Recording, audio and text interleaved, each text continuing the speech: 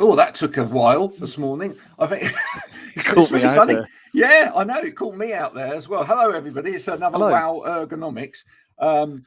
Sometimes when you press the button to go live, it just sits there and it does that, and you just get that impending doom feeling going through your body. But it was fine. It's just really weird because I've already done a live this morning, and that was like immediate. I think it depends how many coins they put in the meter over at StreamYard land. How are you, sir? It seems like forever since we've been here, doesn't it? It's only 2 weeks. It does, actually. I was just sort of getting ready and thinking, God, I haven't spoken to Graham for a while. So, yeah, I'm very well, thank you. We didn't go do a show last week because it was Good Friday. I was off that week in North Wales. But, yeah, I'm pretty good, refreshed and ready to go. It's been a good week. First week back. Yeah, it's been good. Good. I'm glad about that. How are you? Yeah, I'm good. I've been incredibly busy. Just picked up another client this morning or congrats yesterday. Thank you very much. So yeah, busy with that. It's just mad at the moment. It's just really mad. But I do feel this is a funny week, and lots of people have been saying this is a funny week because they've had that long holiday over Easter, and even though it's like maybe just 3 days, or in my case I did have 4. Yeah. It just for everybody that I've come back to this week, whether it's been a network meeting or whether it's been, just a one-to-one or meeting them online, it's been a bit kind of, yeah. Maybe it's because like everybody's done their tax return or got to the end of the year as well, the financial year and all of that bit, and it's like, I don't know. Yeah. Anyway, look, what we need is someone to come in and really invigorate us, bring some energy to it. So what we'll do is I'm going to get rid of this and I'm going to bring in Maddy because she's full of energy. I've been dancing all morning. I dropped my children off this morning and I was like, woohoo, I'm free. So yeah, I've got all of the energy to bring. It's the happy parents got rid of the children dancing. I think everybody can relate to that, can't they? I mean, how's it been for you over the sort of half-term bit? Don't ask. So my husband works away. So from last Thursday till Tuesday, I solo parented. And by the end of it, I was like rocking in a corner, like clinging onto a bottle of gin for dear life. But this week's not been so bad because my husband's back at work. I've been able to work a bit more, which has been nice. And my younger one's back at nursery. So I've just been chilling, working, getting new clients on board this week. So I've managed to get 4 new clients this week, which is a record considering I'm a very early stage business. And yeah, it's been pretty good. I don't do well when I don't work. I'm the sort of person that works all the time, which I know is bad. I don't hustle. Don't get me wrong. I don't believe in that whole hustle culture thing, but I am addicted to social media, which is good because that's what yeah. But listen, you say that it's bad. Oh, hi. By the way, let's just say hello, Barry. Hi, Barry. Great to find another ergonomics resource. Hello. Yeah. You see, now look, if you look very carefully, here's a little bit. If you look very carefully in the background of where Barry, he's got harp. Now, that used to be a lager in the day, back in the day when I was young. But I doubt it's that. No. Love to know where you're from, Barry. Do comment and let us know a bit more. But nice to meet you. But yes, I'm not sure that it is a bad thing, this kind of wanting to work all the time, because I'm very like that as well. But because what you're saying is right. There's a lot of people on social media that talk about, you've got to do the 16-hour day.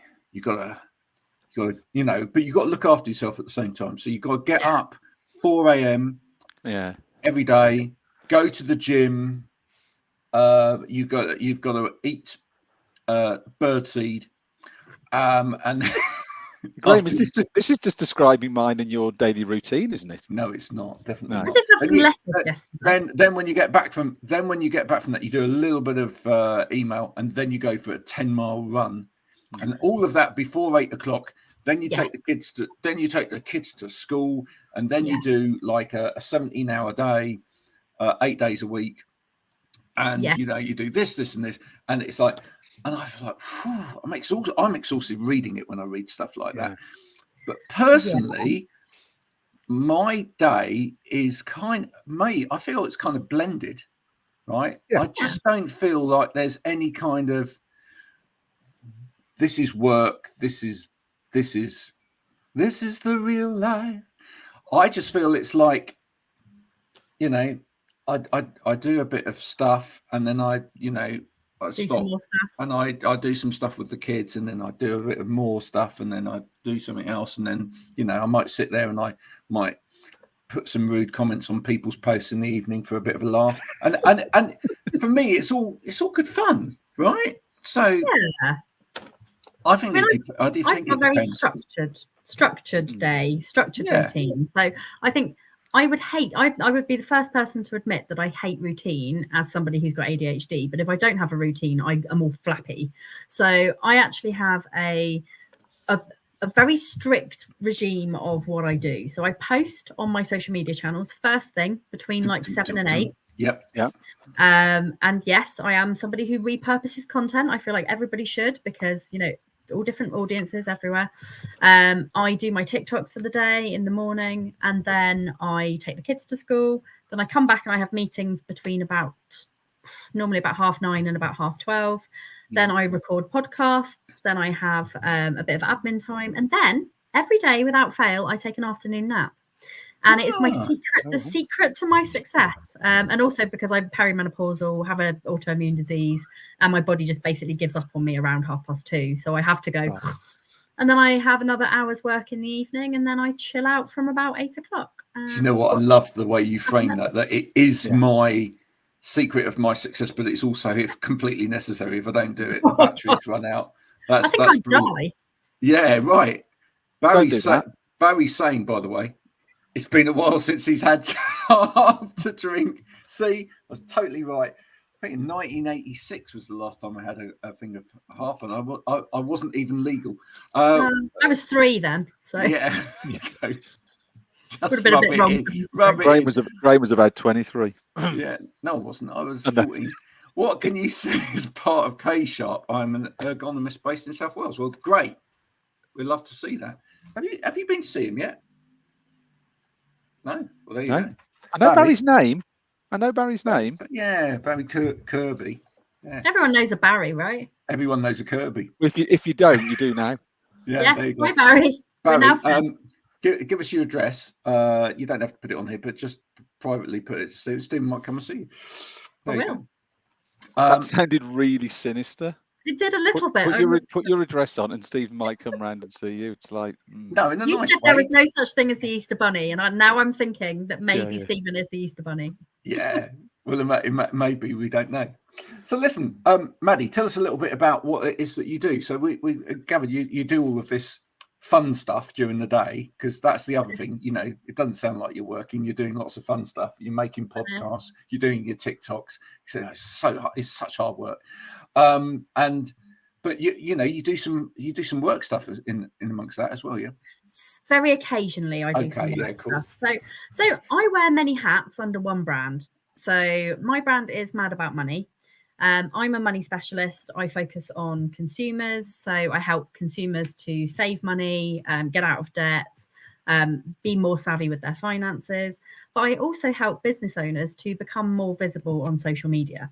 And when I say done for you social media, I don't do people's social media accounts. Not for me. But I'm a content creator. Some people may know that as an influencer. But I hate that word, mainly because of the fact that I don't feel like I influence people. I help people to get their brands noticed in the form of podcast, video, posting. So I work with my clients in many different ways, and they all need different things from me. But the thing is, I kind of become almost like a brand ambassador for people. I work within their brand, within their team, and I help them with stuff that they need to get them more visible and increase brand awareness, help their personal brand if they're a sole trader. And it's all under the Mad About Money umbrella. I've also got a platform that I'm building, which is going live in about 2 weeks' time, called Mad About Money. funnily enough, everything is mad about money with me. Bit of a play on my name, and I also am quite mad about money. Mad in the way that I love it, but mad as in also it makes me really cross sometimes. Oh, well, money doesn't Does it? money make everyone cross? I think so. So my kind of attitude is I want more people to be talking about money. So it's not taboo. People don't feel ashamed of being in debt, because I've been in £40,000 worth of debt. I've paid it all off. And then I was debt free for about 7 years, lived a really great life. And then I got into £30,000 more debt when I closed my business last year. And I happily talk about it. I mean, I'm not so happy that I'm there, but I'm very open about it, because I feel like the more people are open about the money problems that they're going through, the more we can help each other. So it's interesting you say that, because there's I don't know, you might have heard of him. There's that kind of famous guy on TV that talks about money all the time. He seems to be a money expert. That dude. We won't name him because. Do you know what? And I will state my feelings on this. So, Martin Lewis is a great guy. I don't personally know him. I was talking about Mr. Blobby, not. Oh, that's right. I mean, no. Okay, Martin Lewis. Let's talk about him. I thought you could talk about Jeremy Hunt for a minute, so that we can chat. But no, I feel like Martin Lewis has done an awful lot for this country, in particular, coming out of lockdown, going into the cost of living crisis. He has been great for a lot of people. However, he's very Marmite, and there are a lot of people that actually don't relate to him, mainly because he's a millionaire, and he's not got that been there, done that vibe about him. And I want to be somebody who is the relatable person, who actually understands what people are going through when they don't have any money, because I've been there. I've been homeless. I have been in so much debt that I've considered bankruptcy, and I didn't go down that route because of the fact that I was really stubborn. I think maybe I should have gone down that route. It would have been a hell of a lot easier than the way that I did it. But I learned on the job, and that's the thing. I've been really a sort of savvy saver for about 8 years. 6 years ago, I started a business, which was a money saving app. And that went really, really, really well until the pandemic hit. And then sadly, it is no more. Well, I mean, technically it is actually still around.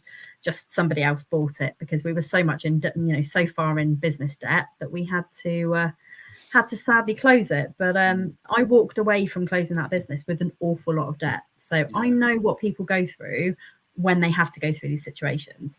Doesn't mean that I'm any less savvy with money. It just means that I'm more happy to talk about it with people. It's that gentleman that we did mention just then. I mean, he did say fairly recently, I mean, on one of his programs, he was saying that, the biggest problem that we've got in the UK is that people don't talk about money. And I think that is right. Absolutely. I think, if you look at any kind of relationship show that's on TV or whatever, where do the, things hit the fan? It's typically because people's relationships start breaking down because of money, or they somebody feels kind of guilty in a relationship because they feel they're burdened with making sure that they've got money, and then they start burying their head in the sand one place or the other. So I think that aspect of it is right. It's for sure. I think in my family we're very open about money, and that's a good thing. My husband, my wallet's always open in my house. There's nothing in it, Graham, but it's always open. It's always open because the kids are always in it. That is a very, very big problem with children. They are very, very money hungry. I've taught my kids a method to educate them about money and to get them to kind of have a bit of a work ethic. So we operate on a pretend money system within our house. So okay, cool. Basically, I bought, and I started this 6 months ago, and it's working so well. But I went to Poundland and I bought a load of pretend money.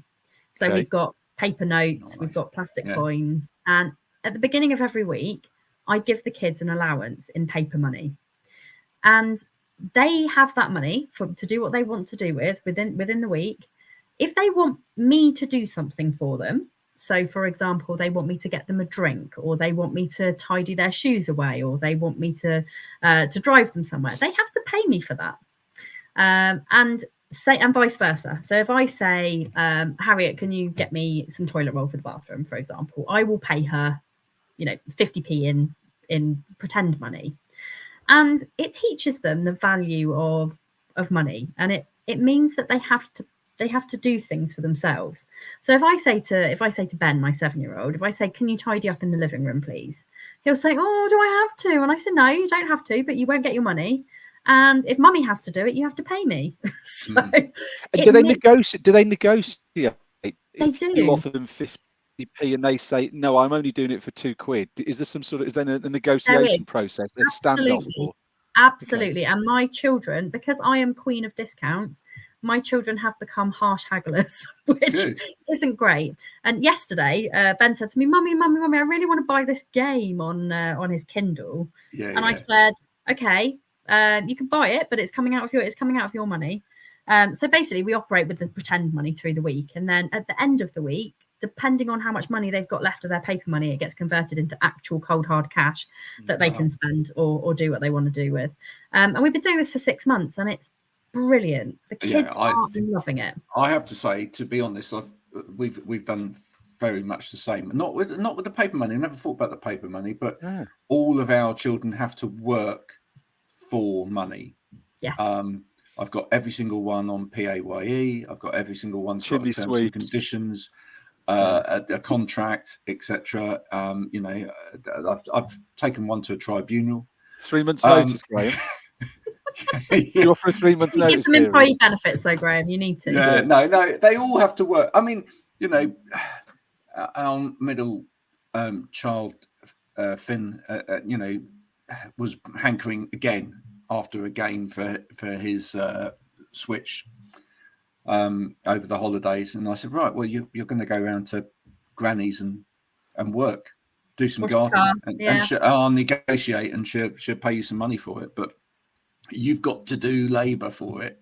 Yeah, feels like building an extension or something, Graham. Or I think it was a block of flats or something. Something like that. Yeah, hard labour. No, it was gardening. But back in the day, and I don't know whether you remember this, Stephen, but we used to do Bob a Job. Do you remember Bob Job? Yeah. Yeah. See, and literally, it was disgusting, wasn't it? Because you used to go around some old person's house, and you'd spend the whole day doing their garden, and they'd give you like 10p. Yeah. But think about some of the things that we did as kids to earn money. I mean, how often do you see a paper girl / paper boy nowadays? How often do you see people of 15 or 16 doing Saturday jobs or working in coffee shops or Tesco's and whatever? You don't see that anymore. That's sort of gone, hasn't it, to a degree?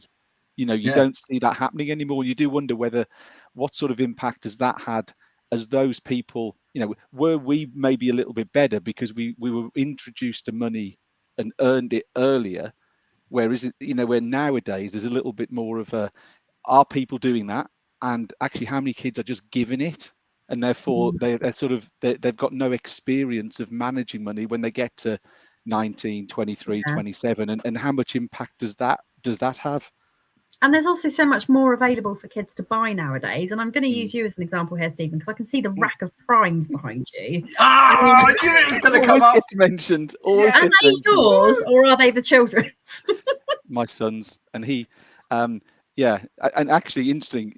They've sort of plummeted in price now to about £2.50 each. But at the peak, I think he was paying £8. I think he was paying £8 and taking £8 to school to trade with one of his friends, but prime. Yeah, can we just quickly give Maddy the back history here? I actually had to go at him about this last time we were on, right? because Stephen had bought one, and we were talking about it at the time, and he said it was about £8 for a bottle, £7 or £8 for a bottle, and he said that's it. I bought him one because now he's got one to put on the shelf, and I've told him that is it. And then suddenly Stephen appeared again in this room, another week, and there was like all that, and I was like, Stephen, you've given in, haven't you? But apparently the price has gone down. Down to £2.50 now. That's okay. But I tell you what it has done. I think it's given kids an entrepreneurial spirit. Because they have, and this is one thing that I think Prime, first of all, they marketed that really bloody well. Very well. What a great idea. It's an amazing idea. Yeah. That kind of whole like wanting something and not being able to get it because it's too expensive. I mean, the demand was there. But it did give kids the entrepreneurial spirit, because when they bought it, they wanted to sell it on for a higher price. And I think, do you know what? Well done, Prime. Well done. Yeah, a bit of education for the kids. Very nice. To be honest, I've only ever tried the B&M version, which is like 75p, but that tastes like horrible. You got to try Prime. You see, Prime is, it's completely different. Each bottle apparently comes with, a drop of sweat from one of the influencers, and it's been rubbed up and down KSI's sort of forearm after he's done a workout or something. Like that. Something like that, allegedly, and that is why it's so invaluable. Maybe they found a way of genetically growing that sweat now, so that that's why the price has come down. Do I need to go back to the blurred background in future, Graham, or do I just leave the Prime on? No, I think it's fine. I can see a Nemo in there as well. So I can see a Nemo. Yeah. Oh, hang on, sort of block Nemo out and all sorts of things. Yeah, it's the downside of working in a playroom. I have one end, he has t'other. So in terms of that, can we talk a minute about the ADHD? Maddy, because how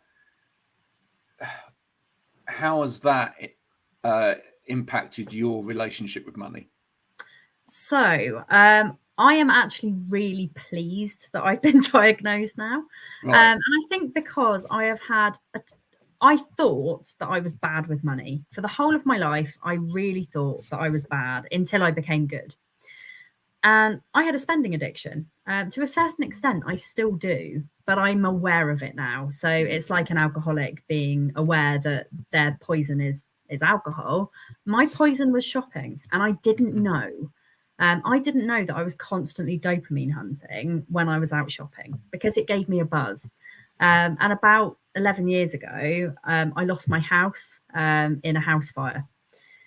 This is where we talk about the power of contents insurance, because I would have been absolutely screwed if I didn't have contents insurance.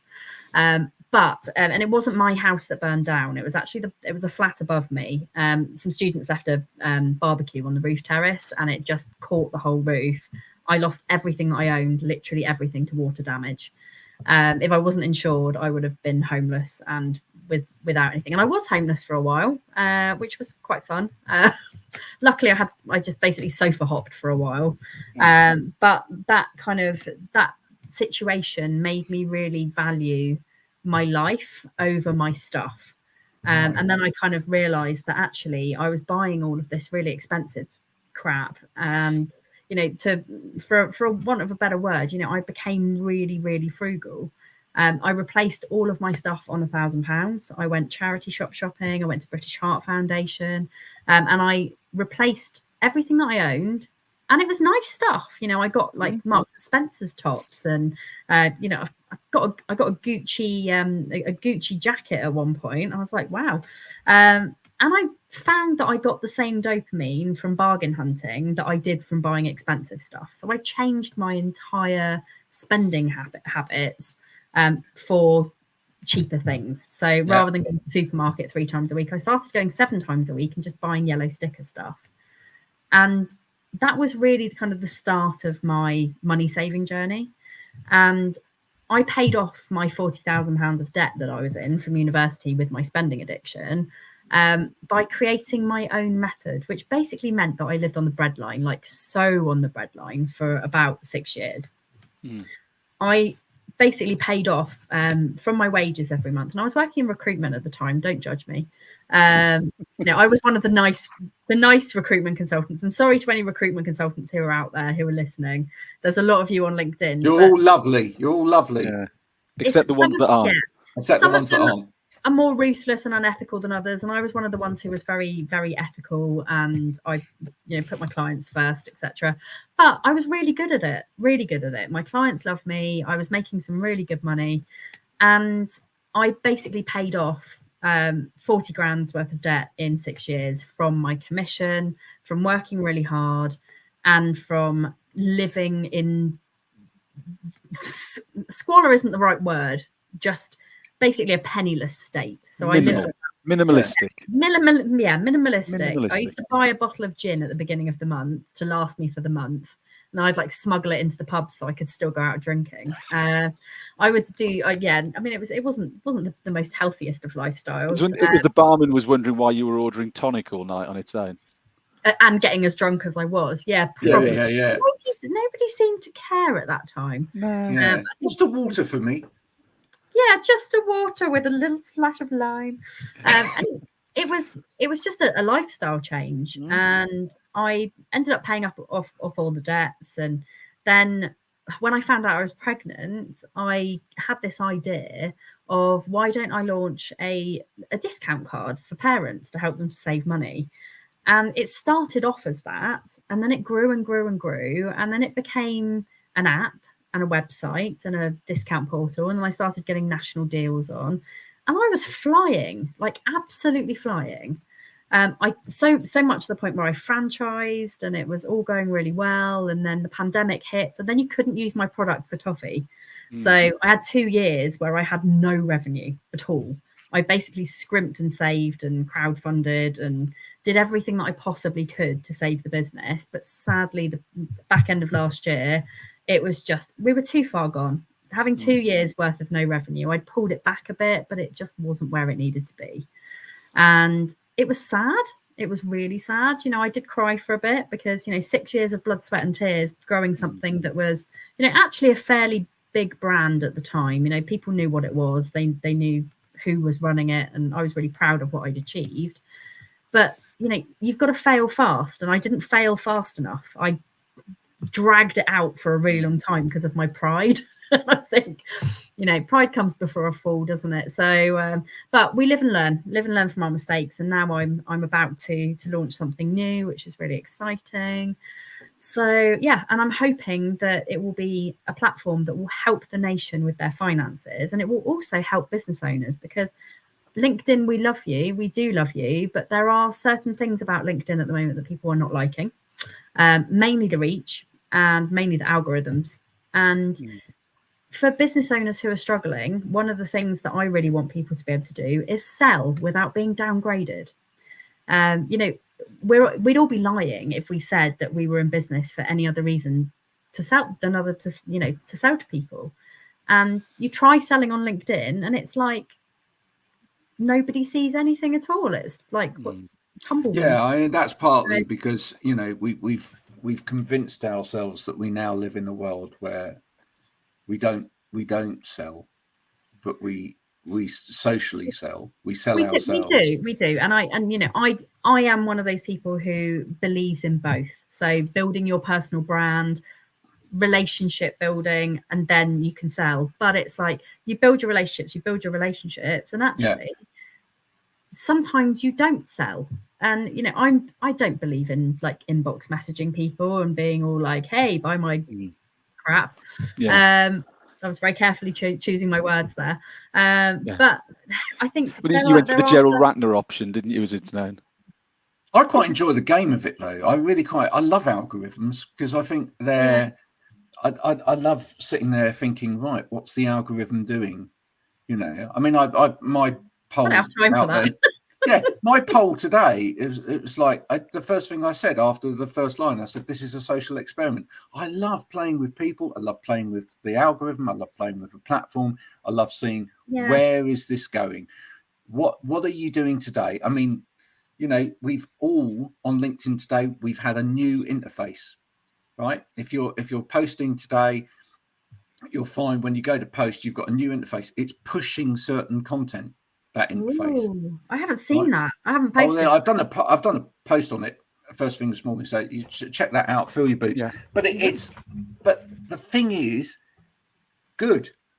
Make us all play all of the time, because actually, my main dislike on any social media platform are people that come in and they tell you, this is what you need to do to be successful on this platform. Yeah. I hate gurus. Sorry, gurus. If you're a guru, sorry, don't like you. There's too many of them, aren't there? Well, and because it's not right, because actually we are all individuals, right? Everybody's business is unique and everybody has got a unique offering.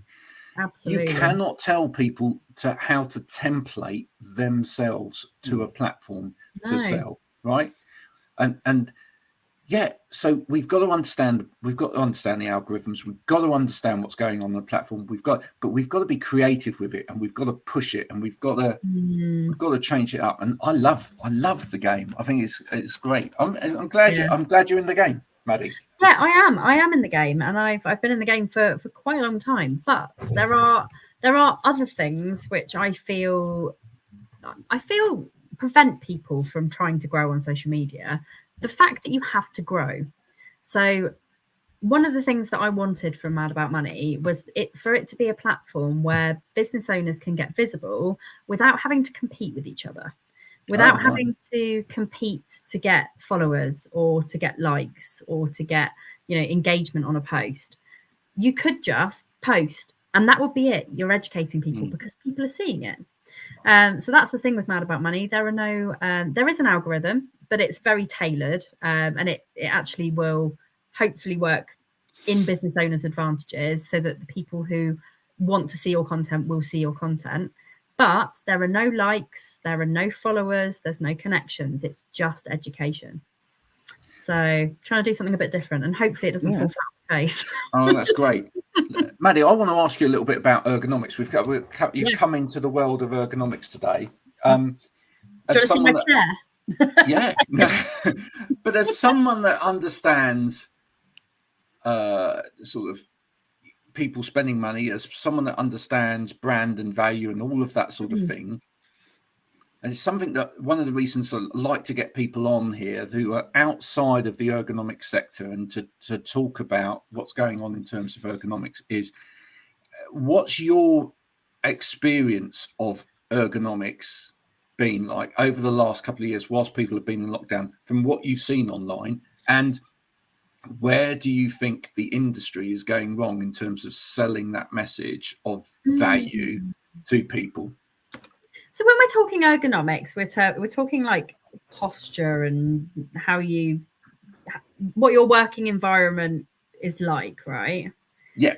So, I mean, I used to train, weirdly, back in the day. I used to work in a call center, and I was a training manager. So I used to teach people about ergonomics and how they should have their chair adjusted and how they should be sitting at their desk. Now, I look at myself and I think I'm perched on the front of my chair here, like leaning forward. I'm not even sitting on my back. And if I was to lean back, whoa, she's gone. Come back. My office setup is random at best, and I set my office space up. I mean, my office, you can tell, like, excuse my messy bedroom behind me. It's not actually that messy, but my bedroom behind me is where my office is. Yeah. This is my office. I love this mobile cam. Oh yeah. Yeah. I mean, excuse the. Can we see the desk while we're at it? Can we see what have you got on the desk there? Oh God, just ignore the. Oh, can you see me? Wow, now this is great. This is typical stuff. This is my very messy workspace. And you don't even want to see what's underneath it because I've got loads of stuff. I mean, like nail files and this is bands. real life, right? This is life. This is how most people are. Yeah. This is like, okay, I was almost that was me banging my leg, and this is why my ergonomics are terrible. I've got a set of drawers under here that if I just banged my knee on. Which is not well done for not swearing there, though. You just saved it the last second. I'm a bit of a potty mouth, and I really have to try not to sometimes. But yeah, I've got lots of stuff under here. It's not just a desk. It's also kind of where I do my makeup and stuff. So yeah, that's very minimal. As well. My minimal face of makeup. This is my lucky zebra. Everyone needs a lucky zebra. Yeah, he comes everywhere with me. And I have a plant which is fake because I got ADHD, can't water plants, they always die. And I have my sparkling perfect head matcha, which is apparently really hard to get hold of at the moment because they were on Dragon's Den. But... So you haven't got an ideal setup, which we're going to help sort for you. No, so I've I mean, so I have got a new chair. So in the pandemic, I bought a chair. Yeah. And it was because of the fact that there was basically a chair shortage. Yeah. I got one from Argos, which was one of those like foldy out ones that just had like a circle seat in the back, and that was not a good office chair. My current office chair is at least like it's got mesh on it, you know, it's comfortable. Okay. Better for backs. It's not as good as it could be, but for the price I paid for it, it wasn't too bad. No. So when people are looking at purchasing these things that help them in terms of, it's a long-term goal, right? Yes. Because you only live once, you only have one body. If you damage it, and you need to be at that desk for X amount of hours a day in order to make money, in order to live, in order to work, etc. And I spend an awful lot of time here. Absolutely. So if you don't get it right, the consequence could be that actually you can't then do your job. And then that actually means, So what is interesting to us is why people cannot compute that actually, if you could just spend a small amount of money and make some changes to not just what you use, but your habits as well, you're protecting yourself and enabling yourself to live a better life whilst you're working. And actually, you're protecting your investment in a way, because you're right. Yeah. But why do people struggle to just go, that's worth spending money on, when actually they then go to the middle aisle of said supermarket and they go down there and they go, oh, a bit like when there used to be another shop that sold inanimate plastic objects. Look, oh, it's a plastic. No, I was talking about Woolworths. Right? I was thinking Woolies. Yeah. But it's like, oh, look, there's one of those. We really need one of those. I mean, like when I went to said shop the other day, they had gnomes, right? Ugly looking things as well. Nobody needs one of those. You never need one of those. But yet people are going down going, oh yeah, we need one of those for the garden. Right? Really? Yeah, exactly. They freak me out, gnomes. I know that they don't. Have you ever seen Romeo and Juliet? It makes me think, oh, there's a gnome that's going to come alive. But what is it? What is it in our brains that doesn't make the connections in the right way about things that we should be spending money on, because actually long term it's going to have that benefit, and other things we go, yeah, I've got to have that, even though actually it's, and you're coming from a point where you've said yourself you lost everything and you've had to then start with nothing and build that back up again. You must know the value of actually, this is what's really important in your life, and this is not very much important. So. Can I give an example of how ergonomics can help you within your business? Great. So I had this awful chair from Argos for the pandemic, and every time I sat on it, my bum would go numb because it was so uncomfortable. It was almost like, when you go spinning, if you've ever been spinning and you get that pain in your glutes, that's basically what happened whenever I sat on this chair. So I stopped using it. I started using it as like a dumping ground for my clothes in my bedroom, which made my bedroom really messy. It was like a floor job on a chair, not so great. Right. So I got rid of the chair to make more space. Then I realized, it was only probably about 3 months ago, that I wasn't using my desk space in my office. Right. And actually that was quite damaging. I was sitting downstairs with my laptop on my lap, and my shoulders were burning every day. My shoulders were burning, my neck was clicking because I was looking down like this. And every time I moved my head up, my neck would click. And I was really uncomfortable. So I said to my husband, I'm going to buy a new office chair. And he was like, well, you've got one. And I said, no, I don't. I don't have an office chair. I'm now starting a new business. I am serious about this business and I really want it to work. I need to get organized. I need my bedroom to be a place where I feel comfortable. Yep. And because my bedroom is also my office, because I only live in a 2 up, 2 down, you've got to utilize the space that you've got. So I invested in a new chair. And it was the best expense I have ever spent. And I'll tell you why.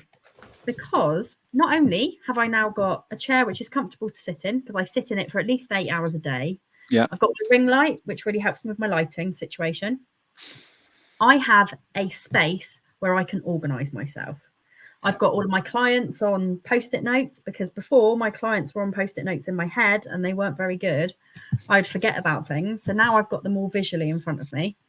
And I've never made more money in my business than when I reset up my office. It's a mindset thing. It helps you to get in the zone of actually being at work. And if you're comfortable at work, you will spend more time there. Helps you make more money, helps the mindset of being a business owner, because sometimes we get there where we're like, oh, I don't want to do it today. But if you've got a dedicated space that you can go to that is work related. Also, because my bedroom is now my office, I have to keep my bedroom tidy, which is something as an ADHD person, my floor robe, I could have shown you. I mean, it was about this deep at one point. I didn't do, but now it's a pride thing. I make my bed every day. Making my bed every day sets me up for the day. I've never done it before, but it helps you because it's first time of the day completed. So now I've got my office space, I've got my comfy chair, I've got everything around me that I need within reaching distance, and my bedroom is tidy, which actually helps me to sleep better at night time. So for anybody who's got a shared bedroom office space, which I'm sure lots of people do, it's the way forward. It's interesting, Graham, isn't it? Because we've, it's great that Maddy's on from the money side, because one of the things we've talked about is that sort of butting of heads, isn't it? Not whether it's at an individual level or whether it's at a company level, that reluctance for companies to go and actually invest the money because they can't, like, I think that was what you were sort of suggesting, Graham. People can't see the benefit that it brings, and as an individual, you're seeing it, Maddy. But we go back to things like absenteeism. We go back to how much companies are losing by not having people in. You have to spend a bit, and I think they sometimes see it as more of a consumable spend. It's actually more of it's an investment thing, isn't it? Really, if you get the right type of equipment and invest in it, people feel more comfortable. Their mindset changes. Their productivity increases. Their absenteeism drops as a business. It's getting people over that sort of first hurdle. And I always go back to something that Graham and I have spoken about. When we as a business go to exhibitions, and we're doing an exhibition in a couple of weeks' time at the NEC, and I'm going to make a note about how many people say this over the 3 days. But the question you often get when you show them a piece of equipment that we would make that's going to help and add value is not what does it do. We lost Stephen a bit there. We've lost Stephen a bit. Stephen, come back. Can I add here? Like, from as somebody who has worked in the employee benefits market for the last 6 years, Mad About Money will be an employee benefit, by the way. Employers need to think more about employee benefits and ergonomics and things that benefit their employees as a longer term investment for their business. Because if you're thinking about, just what Stephen was saying there about absenteeism, people who have got back pain, people who have got neck pain, shoulder pain, if you're not looking after your employees, especially in an office environment, it's going to cost you money as a business. It's worth spending that money to make that money back. Things like, people see things like office massage as, a luxury. It's not. It's an employee engagement thing, which is going to not only help your employees to feel better in their workspace, but it's also going to make you money as a business. And ergonomics is the same. It really is. It's an essential. It's not a benefit which people should just take for granted. It's something that employers should be investing in for the good and the well-being of their employees. Yeah. Do you know what? We could take two things, little snippets of what you've said today, and we could actually put those on a website, and there we have it. That would be it. There's your little sound bites of why you should use ergonomics. Yeah. Graham, sorry, I think a lot. I was going to say and I sort of got cut off, and it was like a bit of an EastEnders moment. I was about to sort of the big reveal, and it went. I should have done that, shouldn't I? So what I was that people generally, and I think it might be a UK thing, but I think we're getting better. Not what does it do, but how much does it cost? Yeah, that often is the first. Save? That's what it should be. That's what I'm going to say to them. That's going to be my comeback in future. But that's often the question we get asked when we do shows or exhibitions is, what does it cost? And therefore, you're just looking, whatever, I'm just going to throw a number at you, but it doesn't relate to anything. No, I wouldn't. I would completely approach it from a different angle. I would say it's not about how much it costs. It's about how much it saves you as a business owner. Exactly. And then I would throw the question back at them. How much does it cost you when one of your employees isn't in for a day or a week? And that is exactly what we do, because it's so frustrating when people just they're asking for it doesn't matter. But that's not the piece we want to talk about. What's it going? How could it's here as an item, as a solution? It's to add value. Absolutely. In fact, as a snappy copywriter, I'm going to make it even shorter. Right? I'm going to say it's not what does it cost. It's what's the cost. What's the cost of not doing it? Yeah, it's cost versus value, which is something that I talk about an awful lot in business. I get lots of people coming to me for discount strategies, and how should they be doing their discounts and stuff like that. And it's not necessarily about how much money you're saving people. It's about the value that you're providing people, and about how they use that to their advantage. So ergonomics is also a really bloody great employee engagement thing, but also an employee attraction thing.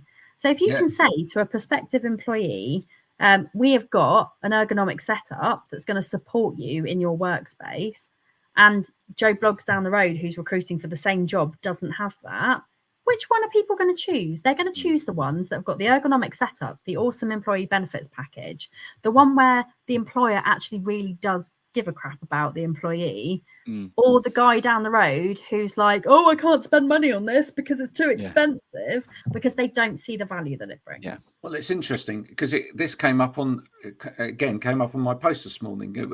Someone was on there talking about call centers, and they were saying that actually in a call center where they worked, they used to give everybody sweets, right? Or fizzy drinks as incentives. Is that really an incentive? That's not really an incentive. Surely, if you're gonna spend the money, right? Surely making people comfortable where they're working, making sure that they've got a healthy lifestyle, so actually they feel better about themselves day in, day out. That's better than giving them sweets. Do you know filling what? them with sugar. That's ridiculous. It's actually a really, really bad thing, especially from somebody who has ADHD, because sugar is dopamine. And what happens when you have a tiny bit of dopamine? You want more dopamine, and that encourages obesity. It encourages addiction. So, I know that when I worked in an office, there was so much sweets and cake around. But when those sweets and cakes went, I felt really flat and really low. And that's not good for employee productivity at all. No. Yeah.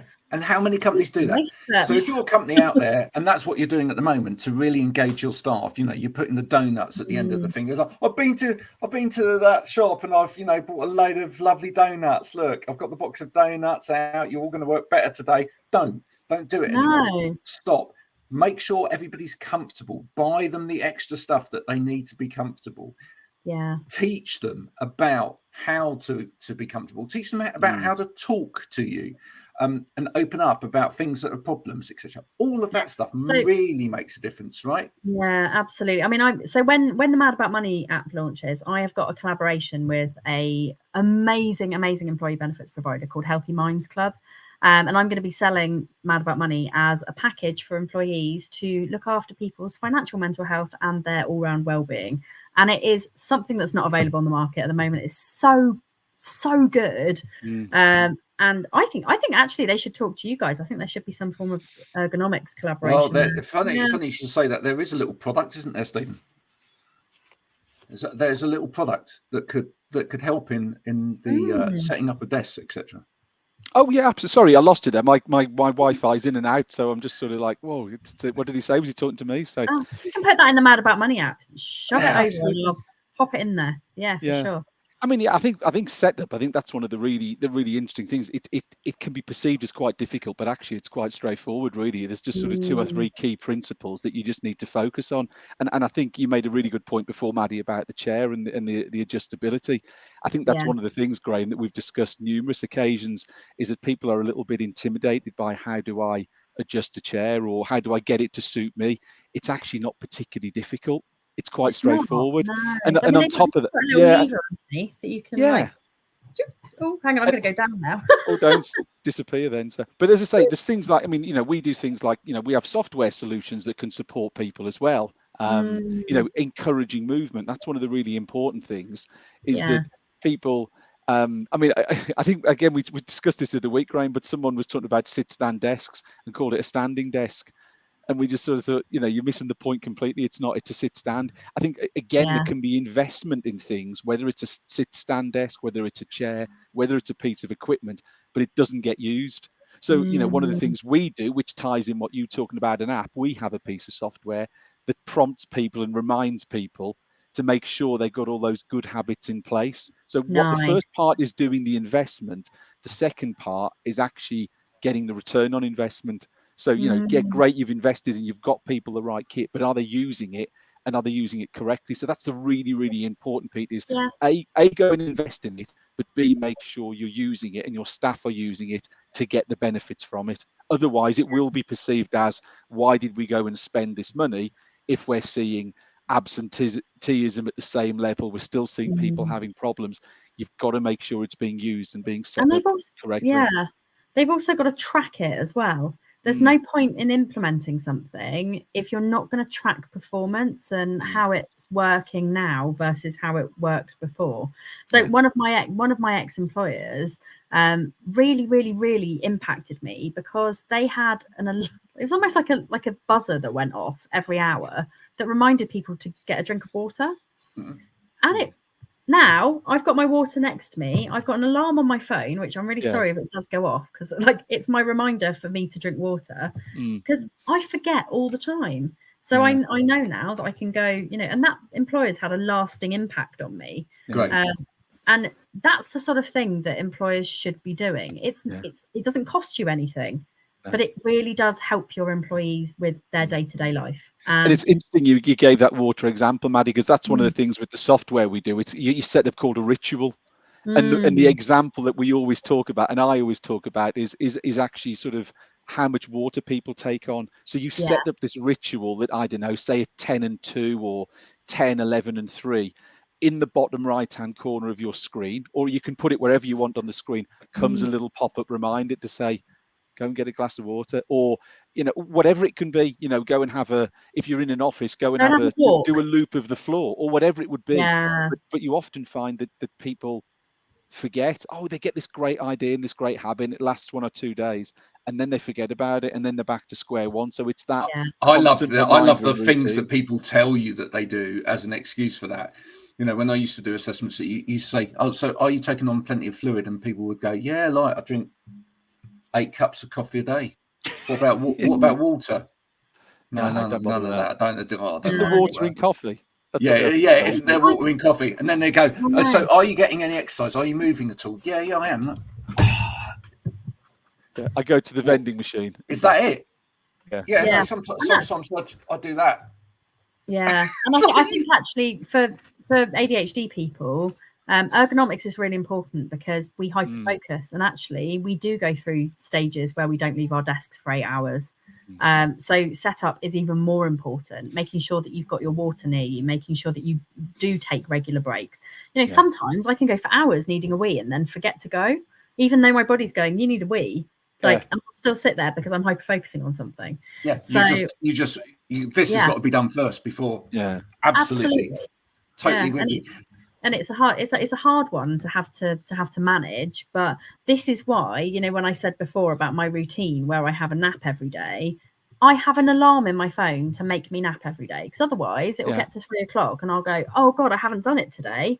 And then I'll feel terrible for the evening and I won't be productive. I'll sometimes forget to get the kids from school, and then I'll get the school phoning me going, and I'm like, we've all been there. Listen, Maddy, it's been great having you today. Now, before you leave, we try and make sure that we leave our guests, as comfortable as possible. So just give us a little idea. Are you using a laptop now in front of you, or is this a desktop? I am, yes, laptop. Right. And how's the laptop situation? What is that? You in anything, or I could do flat with on the desk? Is it flat on the desk? It is flat on the desk. I know I shouldn't have it flat on the desk. Okay. Right. Naughty. Okay. So we are going to sort that out for you. We are. So we Stephen will organise for a laptop stand to come over and with a keyboard and a mouse, if that's all right by you, so that we can actually wonderful. Thank you. Get you raised up, etc. And you can talk about it to other people, and you can say, look, here's an example. This is how you do it. Absolutely. And everything will be wonderful. I didn't expect you to throw in Montel Jordan today, Graham. I've got to be honest. This is how we do it. I'm impressed. Love it. In fact, I might, I can even do you a TikTok when it arrives. Yes. Yeah. Yes, because although I am still scared of giving you my address in case Stephen just randomly turns up. As long as it's with Easter eggs, that's all. We're not on the Tic Tac yet, but when we are, we'll let you know. Yeah. You should be. I think actually your content would be very engaging. I haven't seen anybody else talking about this sort of stuff. So no, I think that and the other one beginning with an I are the two that we recognise we need to be more engaged with. So they'll be coming up in the next. We are looking at it. I don't think you need to be on that one. No. No. Yeah. See, sure. I'm very much a fan of only giving effort to the platforms that work for you. Sadly, because I've got a B2B and a B2C audience, I have to be on all of them. Yes. But for you guys, I do think TikTok's where you need to be. Obviously, LinkedIn, where you are. Twitter, I guess, from a corporate perspective, but I don't think you need to be on the one beginning with I. Okay. Oh well. Back to the drawing board, Graham. Yeah. No, I disagree with you on that. I think actually it's a good place to be because it depends where some of your audience are. Yeah. For me, that's always what I look at. Where are the people you're talking to? And we know that's where there is a big community there who will amplify our voice. So that is why we do need to be on that platform. We just need to be more proactive on that platform. I completely agree with you. We do need to see more people from this sector on both the one beginning with I and the one beginning with T because they're just not there at the moment. No, which means there's more opportunity. More opportunity. Absolutely. And you guys can always join my business group on Facebook as well. UK Business Owners Lounge. Oh yeah. Thank you very much. I don't personally do Facebook. I do it for clients. I don't go on there myself because otherwise I'd get lost in the jungle. Yeah. It is a bit.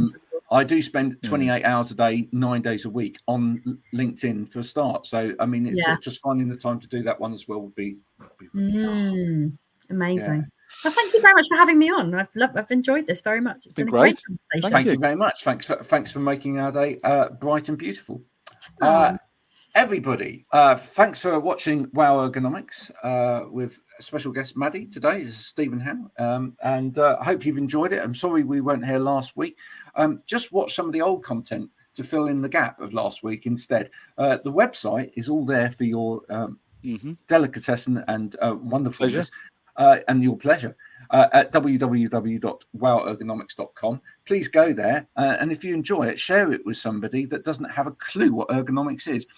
We will be back same time, same place next week with more of this and a different guest. Until then, bye for now.